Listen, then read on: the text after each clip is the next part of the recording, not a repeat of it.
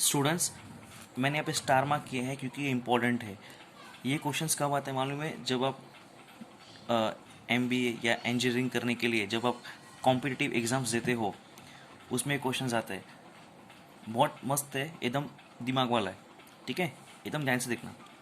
The ratio of present edges मतलब जो अभी जो साल चल रहा है उस time Abha and her mother is 2:5। आभा का 2 एज है, मदर का 5 है। इसका मतलब ये नहीं कि आभा 2 साल की और मम्मी उसकी 5 साल की है। नो, रेशियो है। ठीक है, तो क्या करने का, let the present age of Abha equal to 2x, let the present age of her mother equal to 5x। ठीक है, x हम सेम लेटर कब लिखते हैं? जब रेशियो दिया हो। यहाँ पे गलती से इसको 2x और इसको 5y मत लिख देना। जब रेशियो लिखा रहता है स्टूडेंट्स, तब आप सेम लेटर चूज कर सकते हो। ठीक है, आभा का 2x है, उसकी मम्मी का 5x है, प्रेजेंट एज आज के ज़माने में। ठीक है, at the time of Abha's birth मतलब जब आभा पैदा हुई थी, her mother's age was 27 years. ठीक है, अब ध्यान से सुनो। आभा जब 0 ईयर्स की है, जब जस्ट पैदा हुई है, मतलब 0 साल की है, तभी उसकी मम्मी का एज कितना था? 27 साल।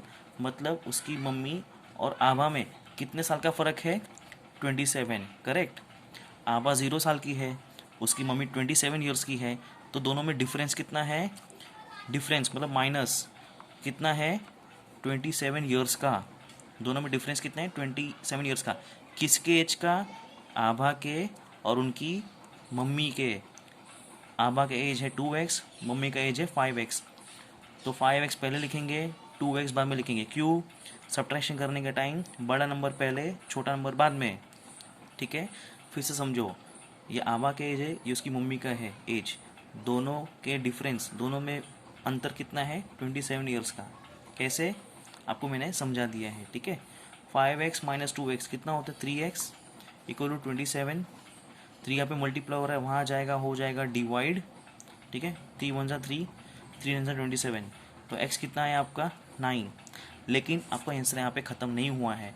आपको क्वेश्चन में पूछा है फाइंड प्रेजेंट एजेस, मतलब आज के ज़माने में age of Abha and her mother. तो अपने क्वेश्चन में क्या बोला था? सॉरी, अपने आंसर में शुरू में क्या बोला था? प्रेजेंट एज ऑफ आभा कितना है? 2x। आभास एज कितना है? 2x। 2 multiply by 9। x कितना है? 9, इसलिए 2x क्या होगा? 2x मल्टीप्लाई बाय 9, मतलब आभा जी कितने साल की है? 18 साल की। और उसकी मम्मी का प्रेजेंट एज कितना है? 5x। Mother's age is equal to 5x, मतलब 5 multiply by 9, 45 years.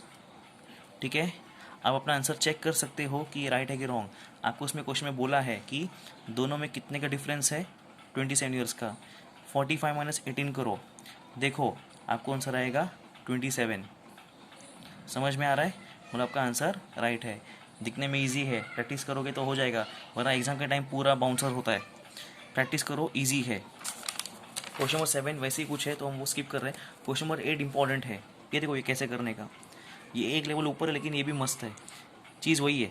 The ratio of present ages of Rehana and her mother is 2:7। तो आपको पहला स्टेप समझ में आ गया।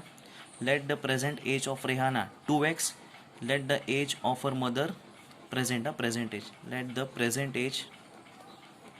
Present age of her mother 7x। x आप ले सकते हो क्योंकि रेशियो है। ठीक है, अब ये देखो, आफ्टर 2 ईयर्स मतलब 2 साल बाद, the ratio of their edges will be 1:3। पहले हम आफ्टर 2 ईयर्स का गुत्थी सुलझा देते हैं।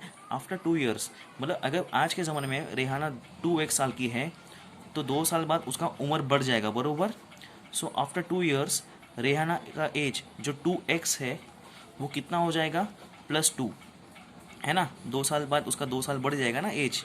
वैसे ही उसकी मम्मी का एज 2 साल बाद जो भी 7x है, 2 साल बाद कितना हो जाएगा? 7x+2। ठीक है, ये अभी का एज है, ये 2 साल बाद का एज है, दोनों में +2 किया है और कुछ नहीं किया है। So after 2 years the ratio of their edges will be 1:3। मतलब 2 साल बाद जो उनका एज है, इसका रेशियो निकालूंगा। Ratio 2x+2, 7x+2 will be 1:3। कितना होगा? समझ में आ गया? 2 साल बाद दोनों का रेशियो कितना होगा, 1/3। क्वेश्चन में वही दिया, मैंने वही लिखा है। अब क्या करेंगे, हमें x निकालना है।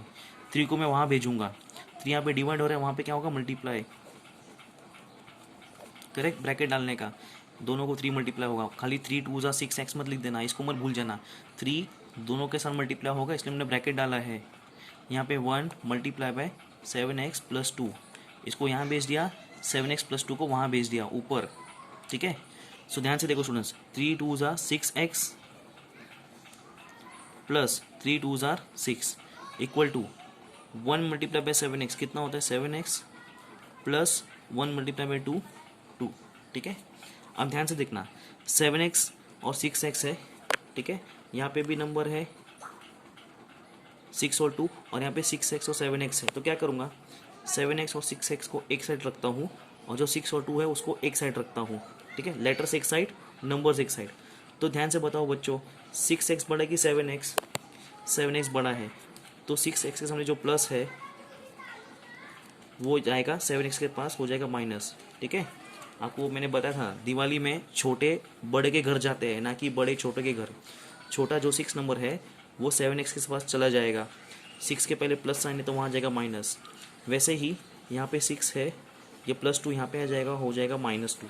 समझ में आ गया मैंने क्या किया, 7x और 6x को एक साइड ले लिया, 6 और +2 को -2 करके यहाँ पे भेज दिया।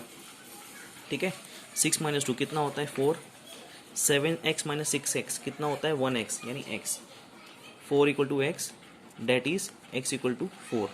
ठीक है, मेरे को क्वेश्चन में क्या पूछा है, what is Reshma's present age. आप पहले आंसर देखो, आपने क्या लिखा था, present age of Rehana, Reshma Rehana जो भी है यार। ठीक है, उसका प्रेजेंट एज आपको निकालना है। तो प्रेजेंट एज उसका कितना था, 2x। प्रेजेंट एज उसका कितना है, 2x। 2x मतलब कितना हो गया, 2 मल्टीप्लाई बाय x कितना है, 4, 8 ईयर्स।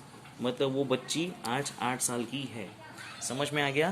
प्रैक्टिस करना स्टूडेंट्स, इजी है, करोगे तो बहुत सही हो जाएगा। ये एग्ज़ाम में आ सकता है, चांसेस बहुत है, 8 और 6। ठीक है, प्रैक्टिस करना। अगले वीडियो में हम करेंगे अगला प्रैक्टिस है।